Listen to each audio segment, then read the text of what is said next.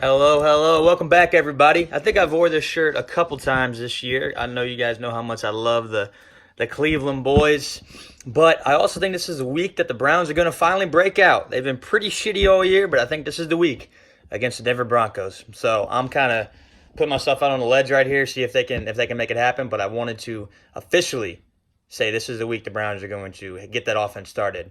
But it's also time for the power rankings. A little bit of a shake-ups going on here, and it's also getting so close to playoff time, and things are very, very tight, and we love to see that here in the League of Extraordinary Gentlemen. So let's get rolling. Coming in at number 12, dropping down one spot, is the Mexi Narcos. Enrico had Smith-Schuster kind of get back to his hopefully wide receiver two ways for the Steelers. And then Drew Brees is back. Sorry, I had to get a little more comfortable there. I was moving all over the place. But Drew Brees is back for Eric and looking to maybe have a late playoff run for him as he is 2-6. Moving up from the 12th spot to number 11, Hopkins Lymphoma, also 2-6. Big win for Hopkins Lymphoma over Goff, Hawk, and Lockett. Chark Jr. was fantastic once again. I think if you've seen a couple of my videos, you guys know I'm a big fan of Chark Jr. He is an LSU boy, so I am a little partial to him, but he's having a fantastic year for the Jaguars. And then Matt Stafford. Matt Stafford has kind of been moving his way into the quarterback one rankings the last couple weeks, and he's a bona fide, surefire quarterback one right now, I think. He's doing a great job for the Lions and just slinging the ball like he always has, but he's doing it with a lot of efficiency right now for Detroit. Coming in at number 10, staying consistent at number 10, is Scam Squad. 4-4 on the year, right in the thick of the playoff race. Pretty much everybody from 1 and 2 to 10 are right there, so you can really put these any way that you want.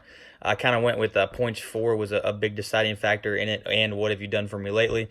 So Scam Squad is coming in at number 10. Tevin Coleman, a monster game for Jackson, as Tevin Coleman I think he might be the best running back in that running back committee, still kind of a confusing backfield.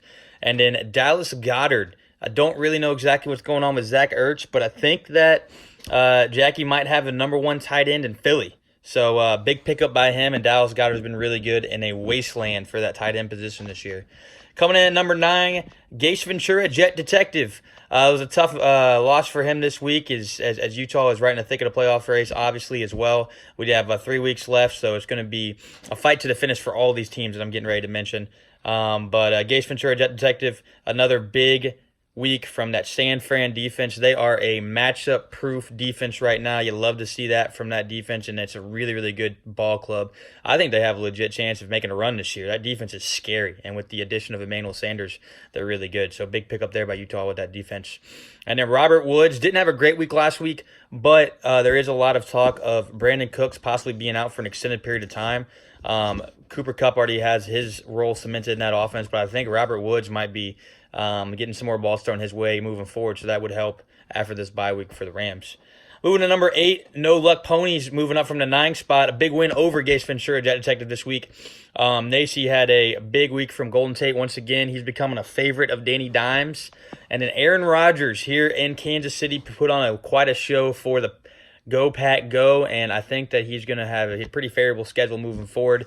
Devontae Adams might even be back for him this week, so a big push for him moving forward. And then number 7 spot did pick up a loss this week. Goff, Hawk, and Lockett moving down from the 6th spot to the 7th spot. 6-2 on the year. A big week from Jamal Williams, as he is still definitely a big part of that offense, even with Aaron Jones running wild.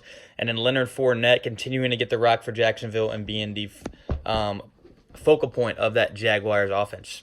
Moving on to number 6, Off in the Woods.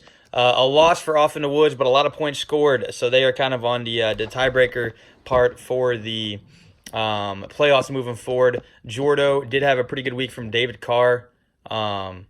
David Carr. Wow, that's way back. Derek Carr. David Carr was the older brother that got sacked about 20 times a game. So Derek Carr had a good week. Sorry about that, Jordo. And then Jordan Howard, a very good week for him for that Philly offense. You never really know what you're going to get with the running backs in Philly, but good week for Jordan Howard, and you hope that he can continue to string together a couple of these moving forward.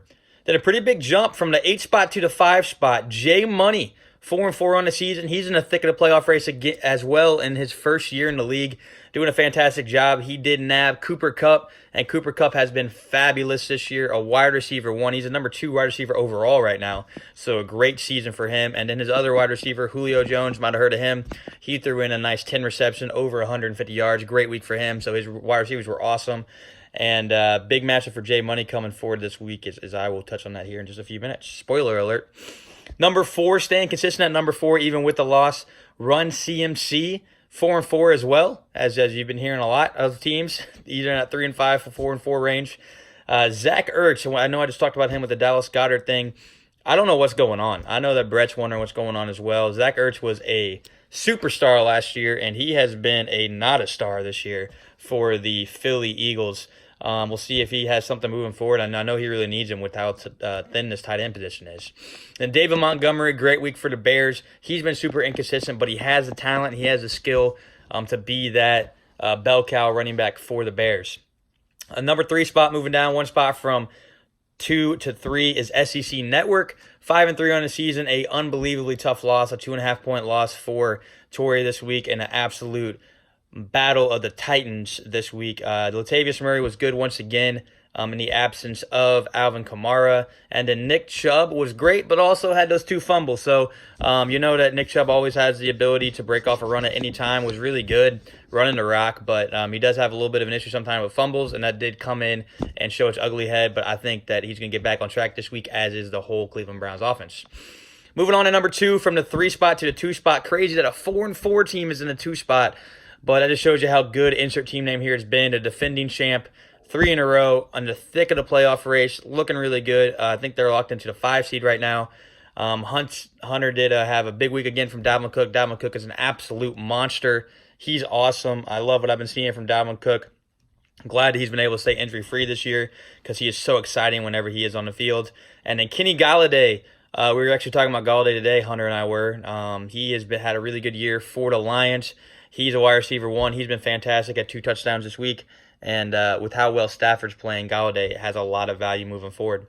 Staying in number 1 spot, I did put myself there for the another week. 7-1 for can't guard Mike or OBJ.